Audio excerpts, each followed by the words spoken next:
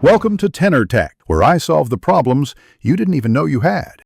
First, update your iPhone 16 to iOS 18 or later using Settings General Software Update. Wait for the download and install to complete. Next, sign into your Apple ID in Settings and confirm two-factor authentication is enabled. Use a trusted phone number for codes. Make sure Wi-Fi is active with a stable connection.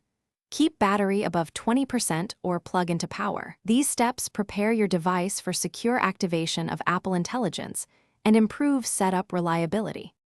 Open Settings on your iPhone 16 and tap Apple Intelligence to begin activation. Follow the on-screen prompts to review features and privacy details before continuing.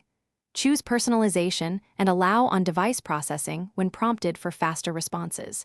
Enable Siri and make sure messages, contacts, and photos access are allowed for contextual assistance. You can review each permission before confirming. After granting access, Apple Intelligence will finalize settings and prepare to analyze on-device content to deliver smarter suggestions. After activation, customize Apple Intelligence settings to match your preferences in Settings. Adjust summaries, writing tools, and memory suggestions for how proactive results appear.